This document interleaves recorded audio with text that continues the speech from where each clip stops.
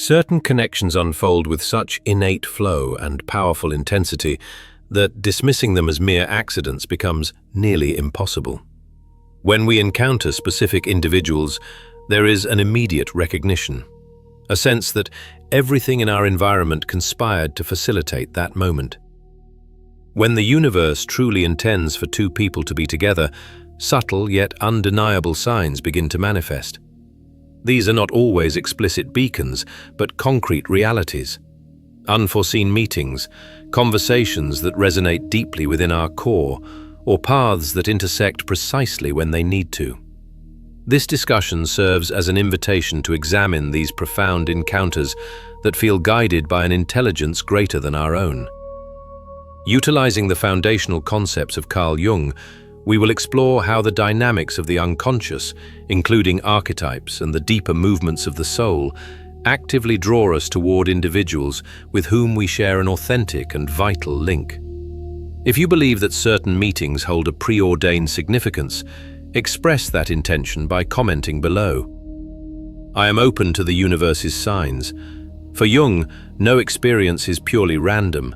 The most pivotal relationships, particularly those deemed fated, are invariably rooted in profound dynamics within our psyche. Jung posited that the collective unconscious, a sort of universal memory shared by all humanity, fundamentally shapes our decisions and the nature of our interactions. When we perceive that destiny is orchestrating a union, we are actually recognizing an inner harmony between external events and our internal reality. This special type of connection is intrinsically tied to the process of individuation, the lifelong journey of self-discovery and the integration of every fragment of our being. Along this essential journey, we frequently project aspects of ourselves onto the other person, a mechanism Jung called projection. In many intimate connections, we are not merely discovering the other person, we are concurrently gaining insight into ourselves through their reflection. The shadow, representing the parts of ourselves we suppress or hide, inevitably surfaces in deep bonds.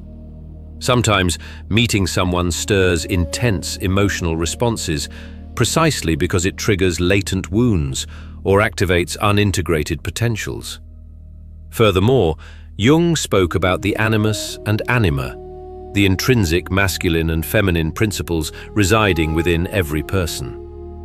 When the universe appears to unite us with someone, it is often because that individual activates a forgotten internal part, thereby paving the way for healing or opening a new possibility for self-expression. Thus, destiny can be understood as an inner calling that finds its reflection in external encounters. The universe indeed collaborates, but it aligns with the evolving journey of the soul.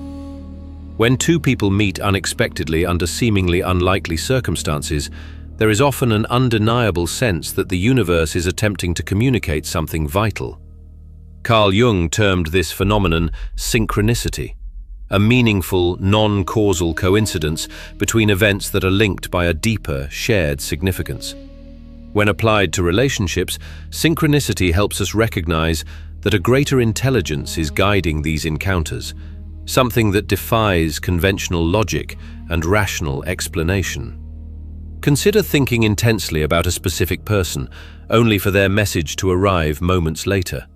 Or reflect on two strangers from disparate cities who meet in an unexpected location, as if their trajectories were always destined to cross at that precise spot. Jung viewed these occurrences not as mere luck, but as direct communications from the collective unconscious to our conscious reality. These manifestations compel us to pay closer attention to what is being revealed. In relationships, synchronicity often appears at indispensable moments. The initial meeting, unexpected reconnections, or situations where circumstances flawlessly align to bring people together.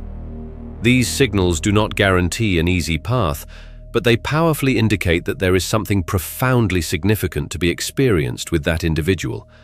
Life presents us with what we need to confront, learn, or integrate, and this often arrives in the form of a relationship initiated by a clear sign, a symbolic nudge from the cosmos.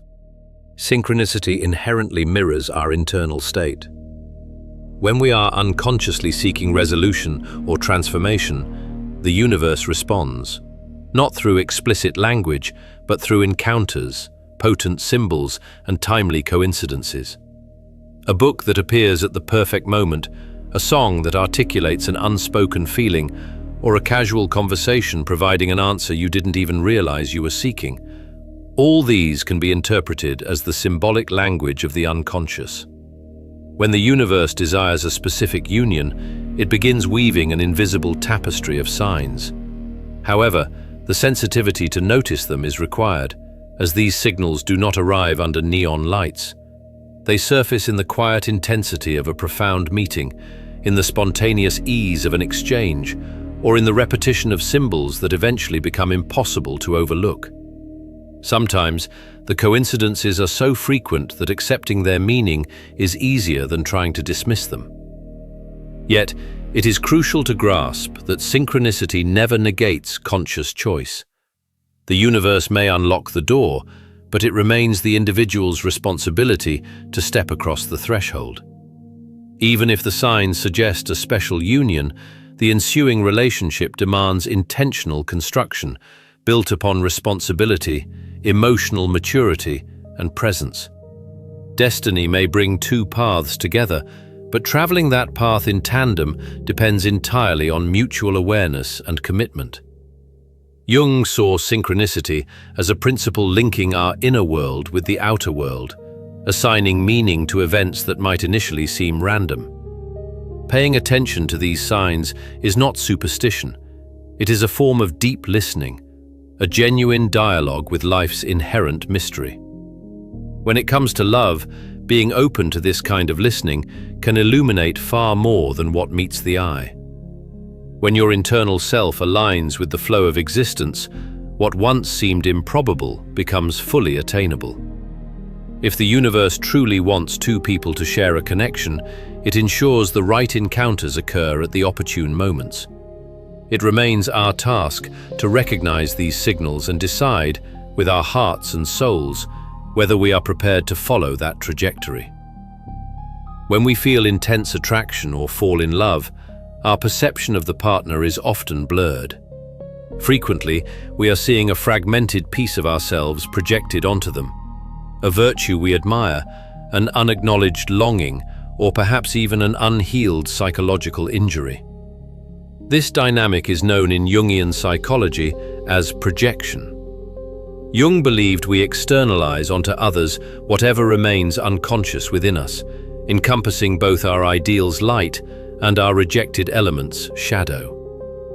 In romantic contexts, projection can initially feel enchanting. We may believe the other person embodies everything we have ever sought: sensitivity, strength, freedom, mystery.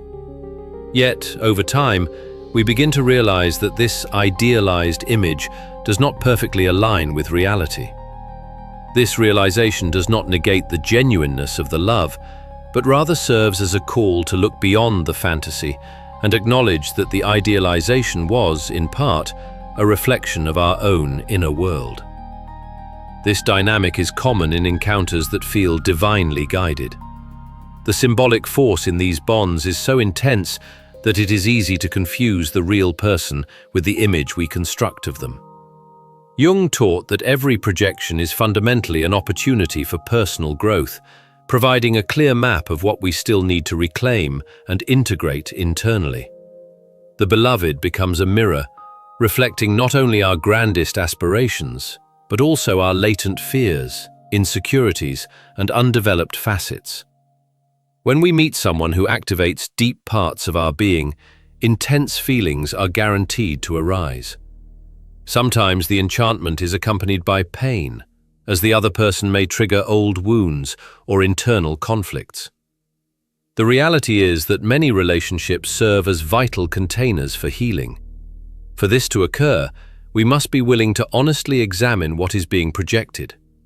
What is it about this person that so enthralls me? What deeply bothers me? What does this relationship awaken in me that I rarely feel elsewhere? These questions are crucial for bringing awareness to the process. With time, we begin to distinguish what truly belongs to the other person from what is merely our own projection.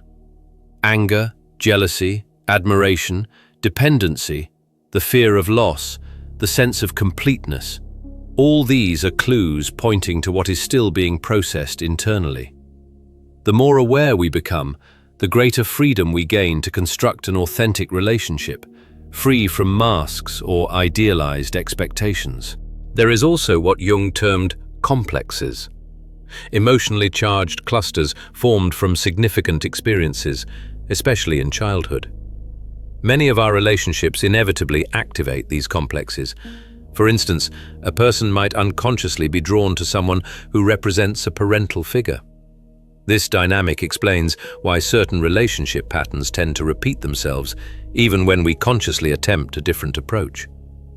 The goal is not to avoid projections. They are an unavoidable reality, especially in love. The key is to recognize them and utilize them as invaluable tools for self-knowledge. When we manage to perceive the other person as they truly are, without imposing our internal expectations or frustrations, we create the space for a genuine encounter where two whole beings relate, rather than two idealized images. This process requires courage, but offers profound liberation. We cease expecting the other person to complete, save, or heal us, and instead embrace responsibility for our own journey. Love then transforms from a search for something missing into an expression of what already overflows within us. Therefore, when the universe brings someone into our lives and we feel a truly special resonance, it is imperative to observe what this connection awakens internally.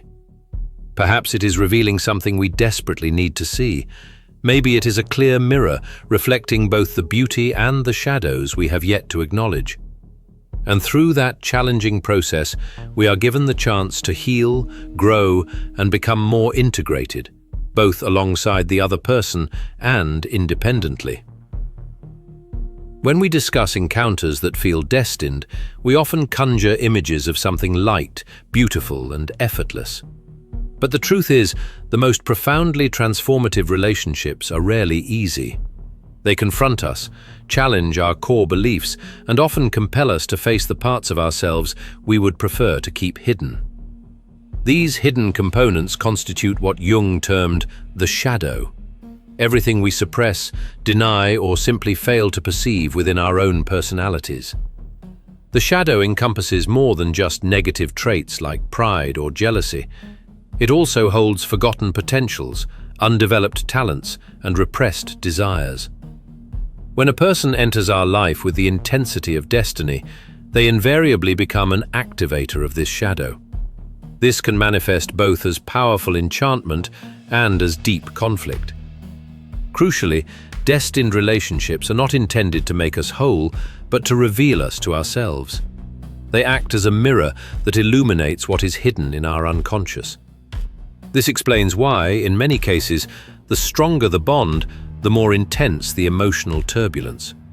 Insecurities, the fear of abandonment, control issues, and the need for validation often surge to the surface.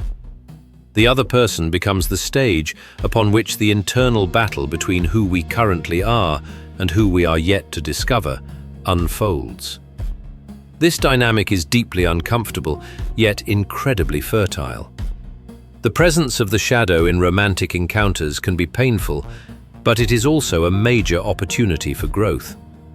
Jung famously noted that self-realization does not come merely from imagining figures of light, but by consciously engaging with one's inner darkness. And relationships offer one of the most powerful arenas for this process. When the universe brings someone into our life in a significant way, that encounter serves as a catalyst. The person who appears may bring to the surface parts of us that were dormant, including both our most beautiful qualities and the aspects we have long avoided facing. A call emerges to look inward, understand our emotional triggers, recognize our deep-seated patterns, and ultimately embrace our shadow. By doing so, we become more whole and, consequently, more capable of truly loving. It is important to emphasize that this discussion is not meant to justify toxic or destructive relationships. The presence of the shadow does not legitimize abuse or prolonged suffering. Rather, it means that even in fundamentally healthy relationships, discomfort can arise as an essential part of the transformation process. Often, the most challenging relationships are those that push us toward deeper self-awareness. Many couples with intense, enduring stories recount moments when they nearly gave up, when they were confronted with old pains or irrational reactions they didn't understand. In those moments, becoming aware of the shadow can make all the difference. Instead of projecting blame onto the partner or fleeing the relationship, one can ask, "What is this conflict showing me about myself?" That simple shift in perspective can transform conflict into an opportunity for profound healing. Jung also stressed that integrating the shadow is essential for individuation, the process of becoming who we truly are. And nothing accelerates that process like a relationship that challenges us to grow beyond our current limits. That's why destined encounters are not necessarily the easiest. They are often the truest. Recognizing the shadow does not mandate living in constant conflict, but rather becoming more aware and free. The more we know our hidden parts, the less we depend on others to fill internal voids or validate our identity. Thus, we can build more mature bonds where love is a conscious choice, not a thinly disguised neediness. When the universe brings someone into our life who awakens both our light and our shadow, it is an unmistakable sign that a deep call for transformation is at work. It is an invitation to set aside the illusion of perfect love and dive into real love, one that welcomes, reveals, and transforms. Carl Jung viewed relationships as far more than mere interpersonal bonds. They are potent pathways for the evolution of the soul. For him, the deepest connections serve as catalysts for the individuation process, the realization of our unique, integrated totality, not through the repetition of old patterns, but through conscious synthesis. The most significant relationships, those that the universe seems to place directly in our path, often play this indispensable transformative role. Being with someone, especially in an intense emotional bond, is like walking with a constant mirror beside you. The other person clearly shows us who we are, where our lights and shadows lie, and where we still need to expand. Instead of looking to the partner for a solution to our perceived emptiness, we are invited to look within and take responsibility for our own ongoing development. It is not an easy task, but it is profoundly liberating. Individuation involves recognizing, embracing, and integrating the opposites within us: reason and emotion, strength and fragility, action and receptivity, masculine and feminine. It is precisely within relationships that these polarized aspects manifest with the greatest intensity. When we are with someone who both challenges and accepts us, who reflects us accurately and also confronts our limitations, we gain the opportunity to integrate polarities that we might never notice on our own. Jung also spoke about the importance of integrating the Animus and Anima, the masculine and feminine aspects present in all people. According to him, men internally carry the image of the woman, Anima, and women carry the image of the man, Animus. Both are formed by a combination of personal, cultural, and unconscious experiences.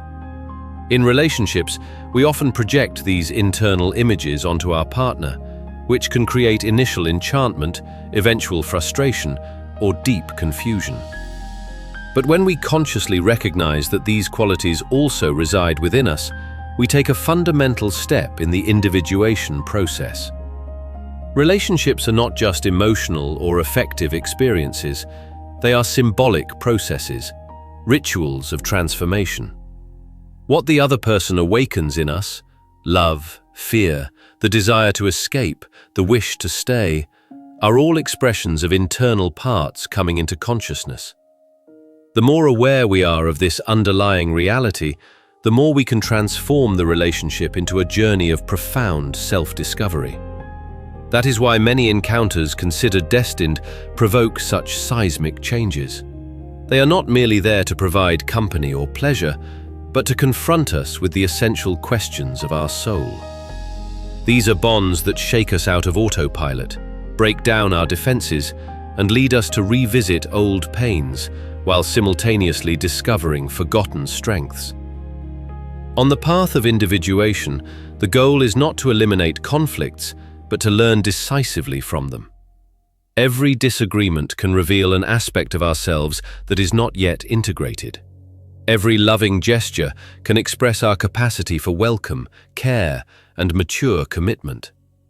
Over time, what began as mere desire or enchantment transforms into conscious presence. Integration also occurs when we stop expecting the other person to complete us and begin seeing them as a companion on our independent journey. Someone who walks beside us, yet has their own path, challenges, and pace. At that crucial point, love ceases to be fusion and becomes communion. Two distinct individuals meeting without losing themselves. The universe, by uniting us with someone so profoundly, offers us more than just a relationship. It offers us a mirror of the soul. And standing before that mirror, we have the choice: to deny what we see or to accept the transformative invitation.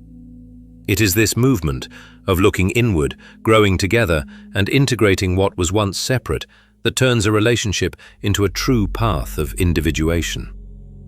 Thus, rather than seeking the ideal love, we learn to recognize the symbolic value of each encounter. When a relationship becomes a bridge between who we are and who we can become, it stops being merely destiny and becomes a deep, fulfilling expression of the soul. And along that path, the universe continues to speak, through the other, through ourselves, and through everything that can only be understood with an awakened heart and an open soul. Not every encounter is arbitrary. Some arrive like a gentle breeze, others like a turbulent storm. But every connection that leaves an indelible mark on the soul carries an intrinsic meaning that transcends surface reality. Jungian psychology teaches us that genuine love is built not solely on affinity, but also on the honesty of the mirror it holds up. It reveals who we are, where our shadows lie, and how far we are truly capable of growth. Each relationship becomes an invitation to individuation, to discover ourselves through the engagement with the other. If you sense that certain encounters in your life were guided by something greater, honor that intuition. Perhaps now is the time to look beneath the surface of these bonds, recognizing not just the affection, but the profound purpose they serve. If this content resonated with you, subscribe to the channel and continue your journey by watching the next video appearing on your screen. Your transformation begins with the first step, and perhaps that step is right here, right now.